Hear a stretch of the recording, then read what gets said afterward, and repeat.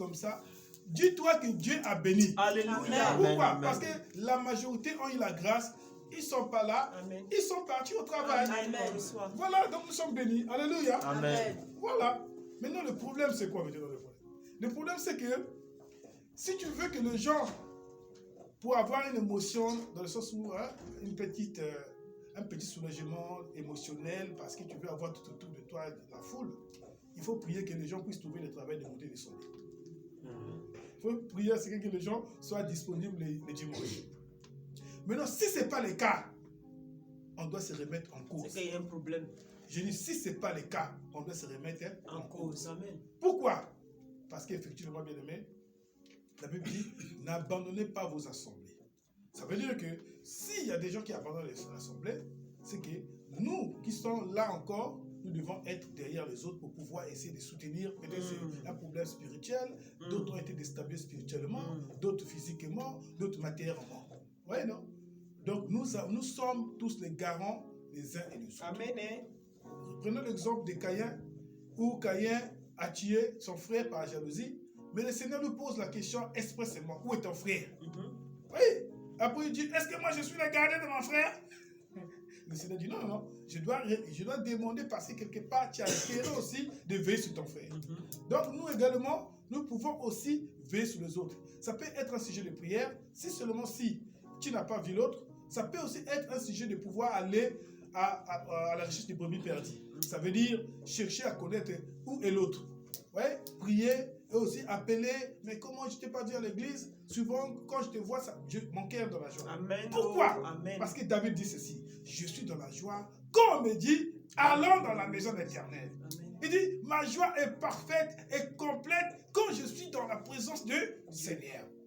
Et David encore dit ceci, comme il est beau, comme il est doux, aux frères de demeurer ensemble. Ça veut dire que si je suis seul, je peux se faire mon kit. Mais seulement, je suis dans la joie quand je suis avec les autres. Alléluia. Amen. Alléluia.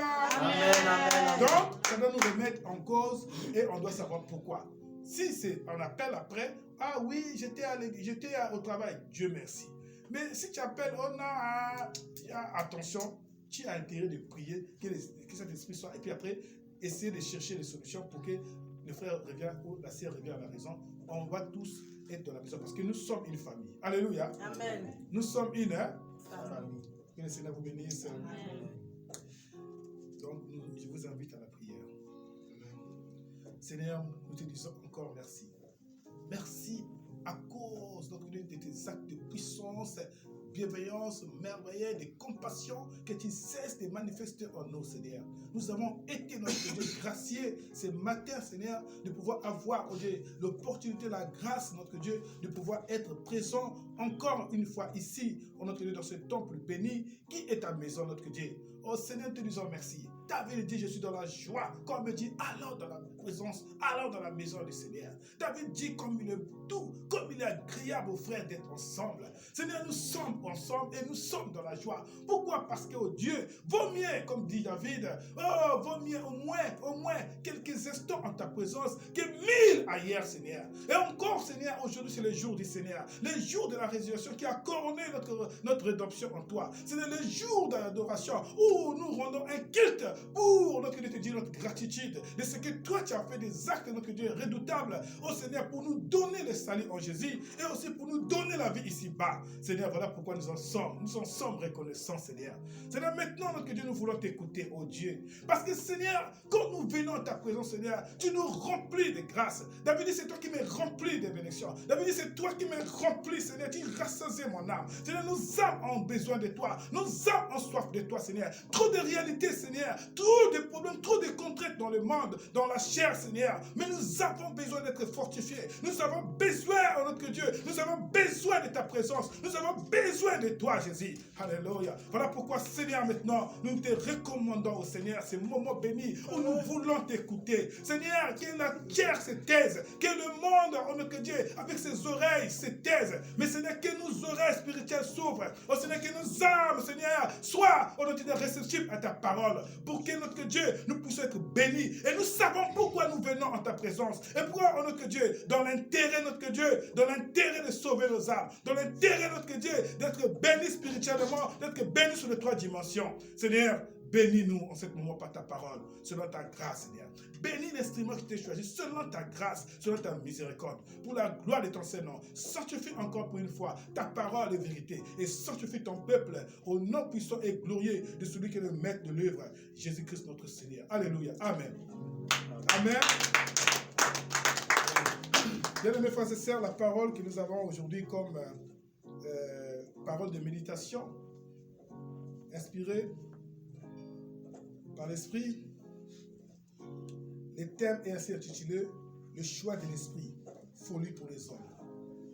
Je répète, le thème qui fait l'objet de notre méditation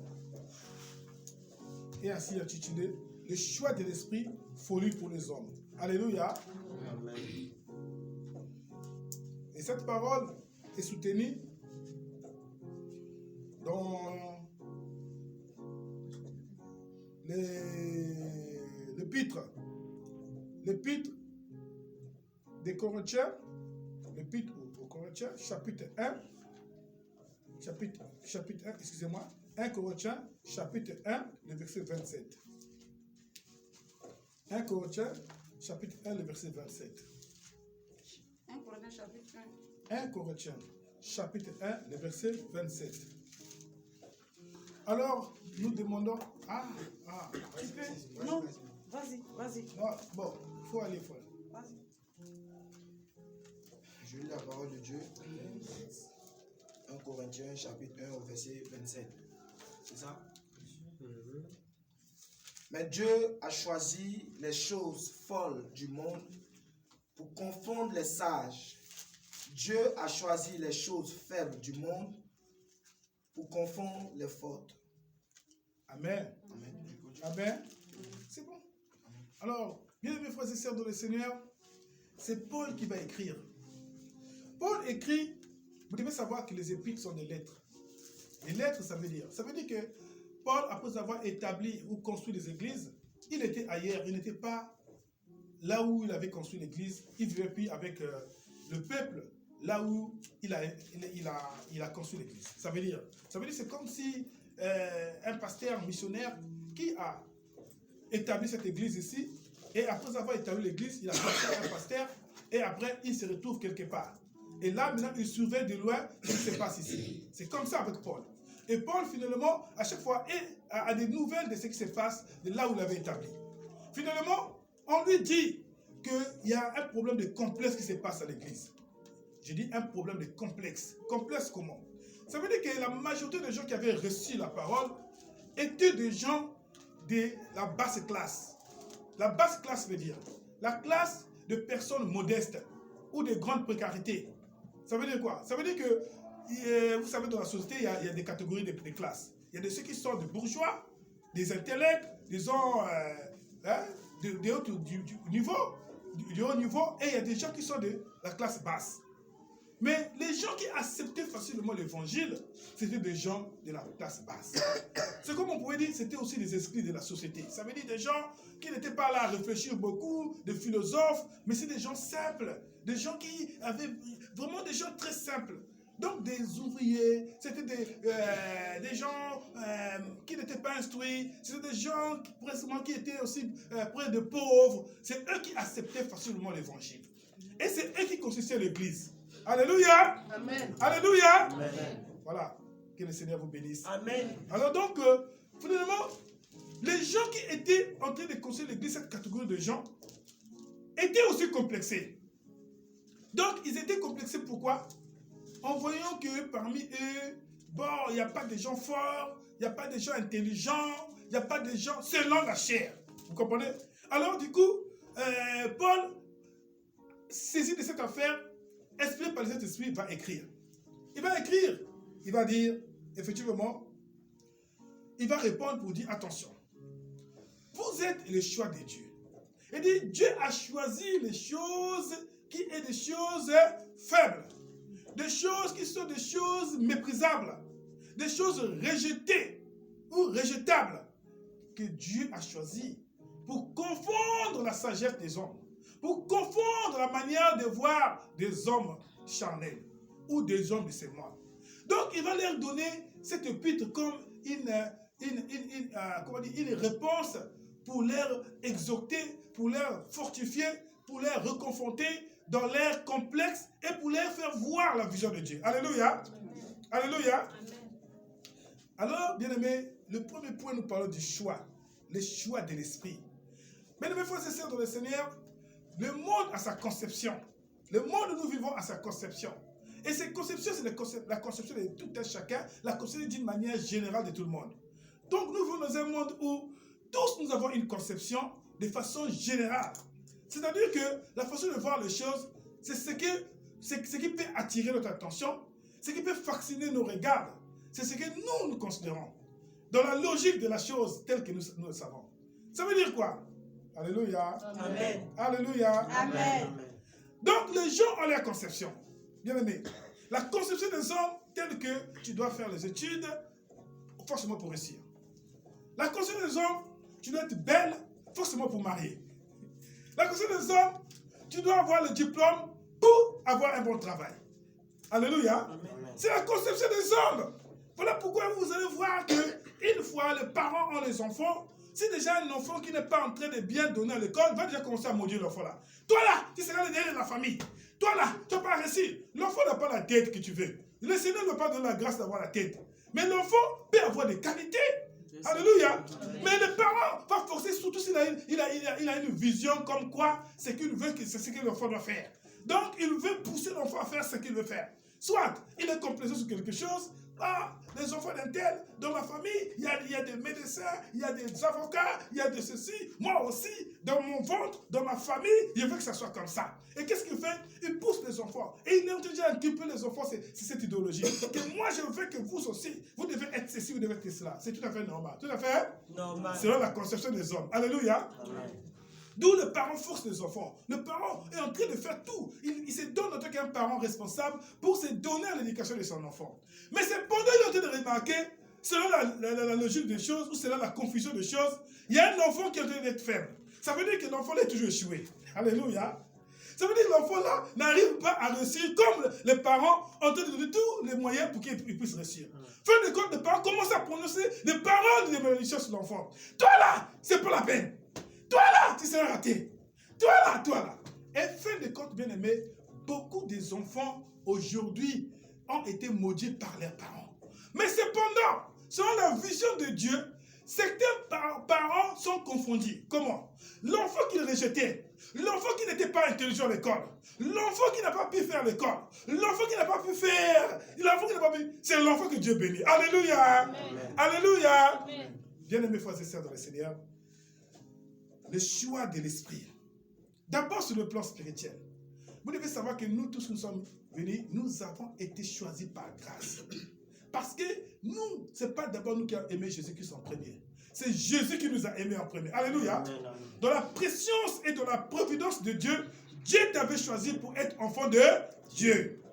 Alors donc, nous ne devons pas nous glorifier, bien aimés. Quand même tu vois les autres en train de faire le monde, prie pour eux, prie pour les perdus, prie pour les non atteints. Mais ne te glorifie pas, parce qu'il rassure-toi. D'abord, si tu es chrétien, c'est parce que Dieu t'avait choisi. Alléluia. Amen. Il t'a choisi dans la prédestination de la providence de Dieu. C'est-à-dire que quelqu'un comme David était pour lui là-bas. Il était inconnu de tout le monde. Il était en train de perdre les troupeaux de ses parents. Mais Dieu, après avoir été déçu par le roi Saoul, Dieu dit à son prophète, j'ai quelqu'un que je vais me remplacer à la place. Cet homme, vous ne le connaissez pas, moi je le connais. L'homme selon mon cœur. Et c'est mon choix. Alléluia. Amen. Dieu lui dit, va dans telle maison, va dans tel milieu. Va. Et au moment là, le prophète arrive sur place, il voit tout le monde et des gens bien posés selon le choix des hommes. Dieu lui dit, c'est pas ce que l'homme regarde, moi je regarde. Alléluia. Amen. Moi je regarde la profondeur de ma Amen. conscience et de ma disposition selon moi, selon l'esprit. Amen. Alléluia. Amen. Et Dieu dit, c'est pas ici. Demande-lui s'il y a encore un autre enfant. Donc, c'est un exemple pour confirmer ce que nous sommes en train de dire. Dans la Bible, bien sûr. Alors, il dit, ah, mais tout, est-ce que tout c'est oui, ce sont mes enfants. Mais attends, mais oui, c'est bon, tout ça. Mais je vois qu'il y a un autre. Le Seigneur me dit qu'il y a encore un autre. Oh, ça c'est un enfant. Oh, oui, ça c'est un enfant. Mais les hommes qui doivent faire l'affaire, si tu as besoin, c'est ceux-là. Et je regarde comment ils sont beaux, ils sont bien, ils sont déjà grands. Elle dit non. Moi, j'ai besoin de celui que tu as dit qui n'est pas là. C'est celui-là que je veux dire.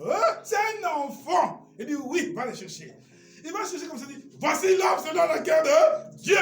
Bien-aimé, tu es l'homme selon le cœur de Dieu. Amen. Amen. Écoute, ne te sous-estime pas. Amen. Tu es l'homme selon le cœur de Dieu. Amen. Dieu t'a choisi selon l'élection de façon exceptionnelle de Dieu. Amen. Oui, bien-aimés frères et sœurs. Vous savez, beaucoup de gens sont complexés sur leur vie, sur leur manière d'être ici dans le monde et même dans l'église. Mais ne sachant pas que tu es le choix de Dieu. Amen. La bénédiction spéciale que tu as, que tu dois bénir Dieu, parce que Dieu t'a aimé d'avant. Que Dieu t'a aimé en premier. C'est Dieu qui s'est allé te chercher de là où tu es. De là où tu ne savais pas. Le fait que tu crois qu'il y a un Dieu, c'est que c'est Dieu qui t'a élu pour te donner cette communication Amen. de conviction, afin que tu puisses savoir que Dieu existe. Alléluia. Amen. Est-ce qu'il y a quelqu'un qui me suit? Amen. Amen. Que Dieu te bénisse. Amen. Oui, bien aimés frères et sœurs dans le Seigneur, le choix de Dieu. Paul dit que nous avons été choisis. Et lui-même, quand il disait ça, il était dans ça. C'est-à-dire que lui, il était pour lui en train de tuer les gens, en train de torturer les gens, parce que ces gens-là ne croyaient pas et confessaient Jésus est Seigneur. Lui disait non, Jésus est mort, comment ça? On a crucifié tout le monde avec, et vous allez dire que Jésus est Seigneur, il est le Messie comment? Non. Et lui, soutenu par tous ceux qui étaient des antichrists, il faisait l'affaire. Mais le jour où il a rencontré Jésus, il a compris que Jésus est ressuscité. Alléluia. Amen. Depuis ce jour-là, il a compris, il dit, mais si seulement si Jésus ne m'avait pas rencontré. Donc moi, je devais aller en enfer. Et heureusement, il m'avait choisi dès le sein de mes parents.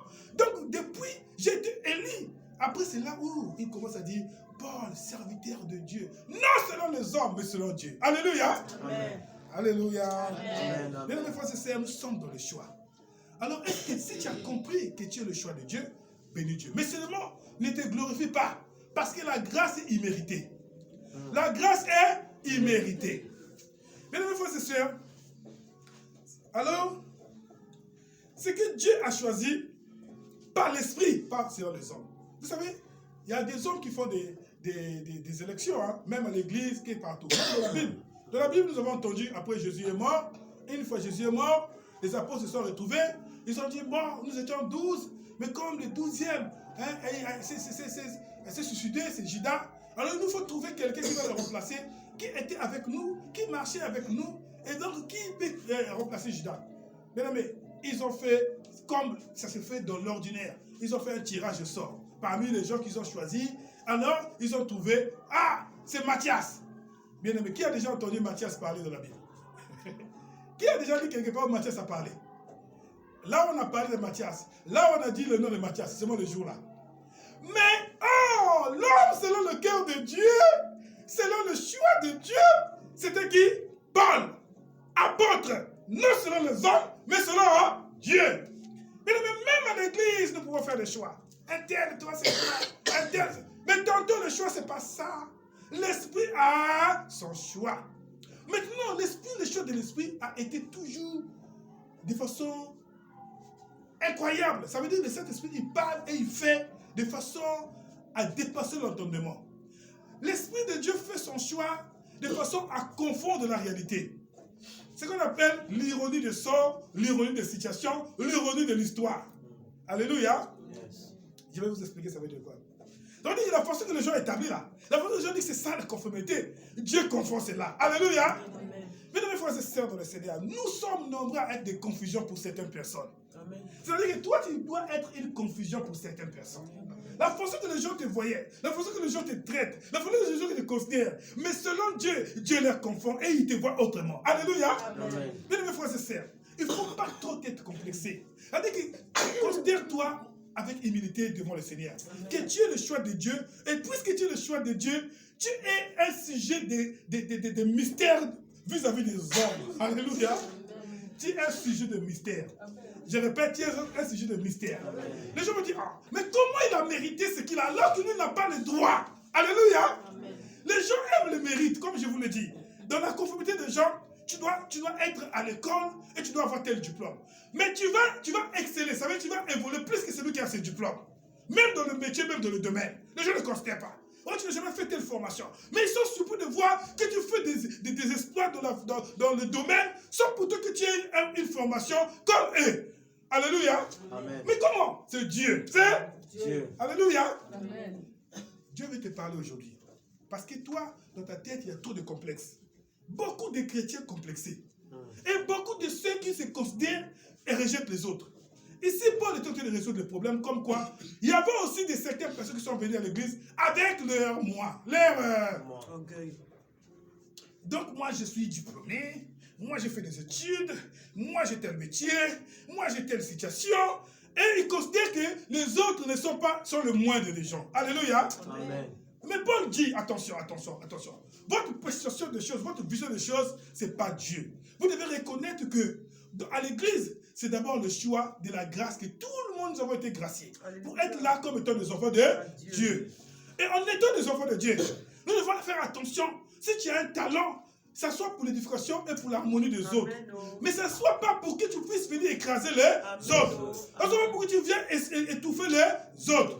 Ce n'est pas pour que tu viens faire de la rivalité avec les autres. Pourquoi? Parce que tu ignores une chose. C'est que ce que tu considères, c'est ce que Dieu ne considère pas. Dieu peut te confondre dans ton orgueil par rapport à ce que tu as et après te laisser basculer dans la douleur et dans le couchement de ce que tu ne croyais pas. Mais mes frères et sœurs, il y a maintenant certaines personnes qui commencent à pleurer dans leur coin. Pourquoi? Parce qu'en croyant dans ce qu'ils avaient cru, avec le diplôme qu'ils ont pu avoir, ils n'arrivent pas à avoir un travail. Alléluia. Amen. Mais celui que Dieu a béni dans son commerce, dans son business, il est en train d'exceller. Il a acheté une parcelle, il a construit, il est en train de soutenir les problèmes, il est en train d'aider les gens de la famille. Et quand il y a des problèmes, c'est lui qui se lève le premier. L'autre là-bas, il attend jusqu'au jour où Jésus va venir. Alléluia. Amen. Parce que le travail ne se fait pas voir. Il est toujours en train de dire, vous savez, moi je sais que moi, attention la famille, je suis le premier à voir là. Je suis le premier à voir là. Donc là, la licence, là, le bac, là, le BPC, là, la maîtrise, là, le doctorat. Oui, on connaît, mais est-ce qu'on va manger ça? Hein? On a besoin de l'argent. Alléluia. Amen. Mais celui qui était ne vaut rien, celui qu'on a rejeté, celui qu'on ne voyait même pas, même les vieux qui sont devenus vieux sont surpris. Ah, moi quand je me donnais, je me suis investi sur cet enfant-là. À la fin, il m'apporte que des diplômes sans emploi. Mais maintenant que j'ai besoin de manger ton argent, je mange quoi? Quel est le diplôme, le papier là? Mais Dieu n'a pas béni les papiers. Alléluia. Amen. Attention, est-ce que vous êtes là? Amen. Amen. Bien mes frères et sœurs dans le Seigneur, le choix de Dieu, le choix de l'Esprit, c'est folie aux hommes. C'est-à-dire que toi, tu dois reconnaître que tu seras une folie pour les hommes. Ton histoire, ça sera une histoire de folie. Mais comment il a fait pour se déplacer de son pays pour venir ici? Mais comment il a été d'exceller dans ce qu'il fait dans ce pays? Les gens t'avaient rejeté, t'avaient sous-estimé, t'avaient méprisé. Les gens t'ont maltraité. Les gens ont dit, il n'est rien, elle n'est rien, elle ne veut rien. Les gens ont prononcé des paroles. Bien aimé, les gens ont dit, on verra. Mais les gens ont dit, on va se savoir. Selon les hommes, ils avaient raison. Ils avaient... Les gens ont dit, mais il s'est perdu pour lui. Il a quel avenir? Il est sans avenir. C'est le moindre des choses. Quand on parle de tout le monde, on ne veut pas parler d'elle. On veut parler de lui. Parce qu'on dit, il n'est rien. Mais il y a des gens qui se considéraient. Il y a des gens qui voyaient quand il restait devant la grâce, ils voient sa beauté. Moi là, je ne peux jamais chômer. Il était juste en train de faire les sélections des hommes, les sélections des femmes. Maintenant, après la foi, trouver quelqu'un qui va l'honorer. Alléluia. Amen. Trouve quelqu'un qui va t'honorer. Quelqu'un va jouer avec toi, il n'y a pas de souci. Mais trouve quelqu'un qui va t'honorer. Jeûne et prière. Alléluia. Bien mes frères et sœurs dans le Seigneur. Mais je vais te dire, toi, tu es le choix de Dieu. Amen. Le choix de Dieu, c'est ce que toi tu es. Dans le sens où tu es une confusion pour certains. Vous savez, il y a une histoire. Un jour, nous étions en train de travailler. On a parlé d'une femme. La femme était notre collègue. Maintenant, on était en réunion. Je travaillais à la télé. Et nous étions à la salle de rédaction. Alors là, on était en train de parler d'une sœur qui est avec nous. Oh, vous avez vu la sœur là? Elle n'était pas sur place. Elle était absente. La sœur là, elle a un mari. Son mari travaille dans une ici. Donc, un bureau, tout, il est bien positionné, il a les moyens. Maintenant, il y avait une femme qui dit, c'est vrai ça. C'est là. C'est là. Qu'est-ce que tu crois? Tu as déjà vu son mari? On est déjà même son bureau. Comment tu es allé là-bas? Mais une fois, je suis parti, on est parti là-bas, on est allé installer son mari. Ah bon? Moi, je vais aller ici où je vais aller voir. Moi aussi, c'est... Elle dit, attends, dis-moi, c'est où il y a le bureau en question? Maintenant, moi, je regarde, je dis, regardez-moi l'esprit de Caïn. Alléluia. Elle, comme ça, dit, c'est là. Et quand il dit celle-là, elle se voit, elle était belle, mais elle ne pouvait pas croire que dans sa beauté, elle était de vieillir sans mari. L'âge de monopause, on peut la rattraper sans mari. Mais elle a toujours des gens qui arrivent pour jouer avec elle. Mais jamais quelqu'un qui peut arriver pour l'honorer. Mais quand elle attend que cette dernière, maintenant elle va aller jouer quoi? Elle veut jouer à quoi? Elle veut jouer au diable. Alléluia. Amen. Moi, je te dis, il y a des gens tellement, l'esprit de la haine, l'esprit de jalousie, parfois, elle devient des gens comme si elle peut commencer à dire n'importe quoi, sans pourtant savoir que ce qu'elle dit là, c'est pas normal. Elle devient comme un début de folie. Il y a des gens qui commencent, devant toi, ils vont commencer à dire, ils vont commencer à poser des actes. Toi, tu te dis, ah, mais qu'est-ce qui se passe? Comment il ne peut pas se rendre compte que ce qu'il fait n'est pas normal? À cause de quoi? Le péché l'a tellement aveuglé, le péché l'a tellement rendu fou ou folle. Après, elle va commencer à faire des choses. Donc, elle va aller draguer le mari de l'autre parce qu'elle a entendu que le mari de l'autre est mieux placé, que c'est un cadre. Et maintenant, il dit que non, comme il sous-estime la femme, il dit que si je pars là-bas avec ma beauté là, certainement on va laisser, on va me prendre. Alléluia. C'est pas la beauté là. Alléluia. Amen. Je vais te dire, la beauté, oui, mais c'est pas aussi la beauté. C'est-à-dire que tu as ta beauté, mais il faudrait qu'il y ait l'onction de Dieu. Il faudrait qu'il y ait la grâce de Dieu. Donc, si tu veux compter, compte pas sur ce que tu as comme talent. Ne considère pas ce que tu as comme valeur. Ne considère pas ce que tu as comme ce que tu peux considérer. Mais considère la grâce de Dieu. Alléluia. Amen. Alléluia. Amen. Vous savez, nous travaillons avec des gens qui disent, moi là, moi je ne peux jamais, moi, donc je peux toujours faire des chiffres quand je travaille. Moi, je ne peux pas sortir comme ça une journée. Nous autres, nous disons, nous comptons sur la grâce de Dieu. Amen. Si je peux avoir grâce à Dieu. Amen. Je ne peux pas avoir grâce à Dieu, mais je prie toujours que je puisse avoir pour confirmer et mériter mon salaire. Amen. Je veux seulement vivre dans l'esprit du contentement. Amen. Mais je ne suis pas fort. Alléluia. Amen. Et donc tu veux se considérer fort. Amen. Non, mais il y avait un homme. Celui-là, il était toujours fort. Il était parmi les plus forts du monde. Il a toujours été fort. Nous autres, on arrivait pour suivre ces matchs jusqu'à 2h, 3h du matin. Il s'appelle Mark Tyson. Donc Mark Tyson, quand il combattait, bien aimé, on dit aujourd'hui, il y aura bagarre de Mark Tyson, combat de Mark Tyson, bien aimé. On positionne à 1h, selon notre temps, selon le temps des États-Unis. Nous autres, on est dans le cinéma de temps, Mark Tyson. On est tous derrière Mark Tyson. Mark Tyson, quand il rentre dans le combat, 2 minutes, le combat est fini. Ah! Nous, on a attendu jusqu'à... Mais on voulait faire le même combat. Non, il était tellement fort. Il rentre, boum, il a fini avec son adversaire. Il gagnait toujours. Mais il a eu 2 combats où on l'avait frappé, où on l'avait tapé. Mais il a dit qu'il n'a pas tapé. Et nous aussi, le fan, on a dit qu'il n'a jamais été tapé. Mais après, il a fini, hein, il a fini sa carrière et tout. Un jour, je suis plus de suivre son documentaire. En train de dire, je me suis converti. Mais depuis que je me suis converti, j'ai compris que le plus fort, c'est Dieu. Alléluia. Amen. Je n'ai jamais cru que quelqu'un pouvait me frapper parce que je me disais toujours, avec l'orgueil que j'avais, le meilleur du monde. Aujourd'hui, je confirme, un tel m'avait fait taper. Alléluia. Amen. Amen. Il dit, attention, dans le monde, il faut s'accepter des échecs. Dans le monde, il ne faut pas te dire que tu es invincible. Dans le monde, il ne faut pas dire que tu ne peux pas parce qu'il y a Dieu qui est toujours le plus grand. Alléluia. Amen. Il dit, ah, Mark Tyson. Donc aujourd'hui, tu as cru que tu es un homme. Alléluia. Écoute, bien aimé, peut-être que toi aussi tu es dans cette position. Dans cette position où tu crois que tu es toujours le meilleur. Non, ne crois pas à ce que tu es. Mais crois que Dieu est capable de te rendre meilleur. Amen. Et Dieu t'a rendu meilleur.